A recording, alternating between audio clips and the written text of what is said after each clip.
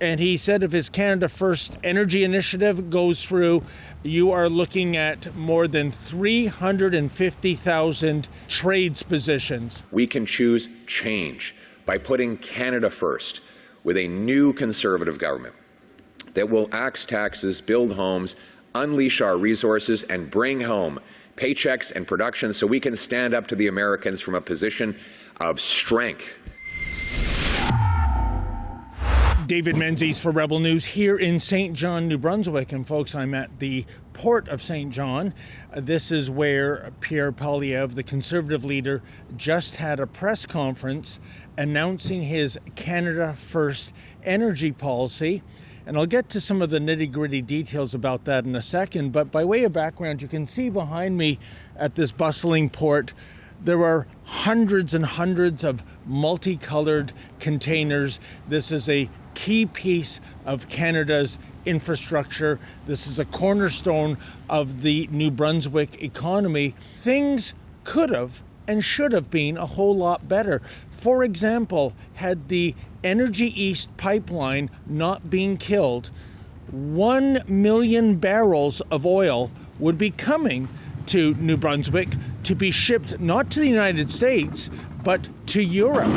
So it would have been win-win. It would have been a shot in the arm for the local economy and the Canadian economy, and it would be less reliance on the United States. But the Energy East pipeline is now a pipe dream. In fact, Mr. Poilievre noted so many major projects, including 18 LNG plants that were proposed.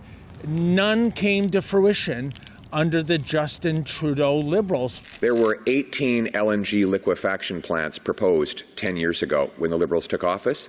Not one has been completed.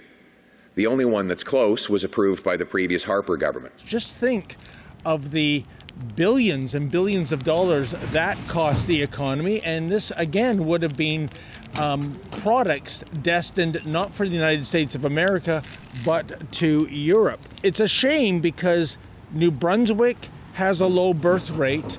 One of the big problems is outmigration, especially of young people.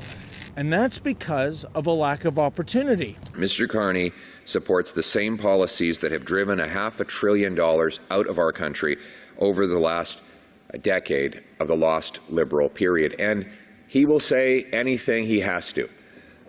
He lied about the fact that he plagiarized 10 times in his thesis in order to get his degree.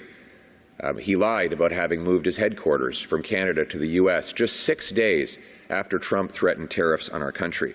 So you can count on him to say whatever he has to say in order to hold on and get the Liberals that fourth term in power. And really, the future looks somewhat bleak. As Mr. Poilievre noted, it's not just Donald Trump's impending tariffs, but it's Mark Carbon's carbon tax. It really is a double whammy. So it was he announced the Canada First energy policy. Today, I'm announcing the Canada First National Energy Corridor, a pre-approved corridor that will allow our incredible businesses to build pipelines, transmission lines, rail lines, and countless other kinds of infrastructure that we need to break our dependence on the Americans, ship our resources to ourselves and overseas markets, bring home powerful paychecks for our country, and stand up for ourselves in a position of strength. The permits would be pre-published, online, and legally binding. In other words, the government would not have the legal right to reverse course and change its mind. Mr. Poilievre says this is what we need to correct the lost Liberal decade that we've endured for the past 10 years. Giving new jobs to our young tradespeople, 350,000 of whom we're going to train up through our Boots Not Suits plan. And he said if his Canada First energy initiative goes through, you are looking at more than 350,000 trades positions. If it does not go through, should the Mark Carney Liberals form the next government, Mr. Poilievre noted, if you vote the same, you will get the same by re-electing the same Liberal gang. The only difference now is they have a weaker and more compromised Liberal leader. And folks, given that the previous Liberal leader was Justin Trudeau. Wow, what an odious benchmark indeed.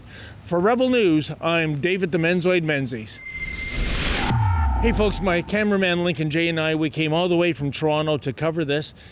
The thing is, we need your help. Unlike the mainstream media, we do not get any carny cash from the Liberal Party of Canada. We rely on you for donations so that we can continue to tell you the other side of the story. Will you do me a favor? Will you go to campaign2025.com? That's campaign2025.com and kindly make a donation. This is such an important election.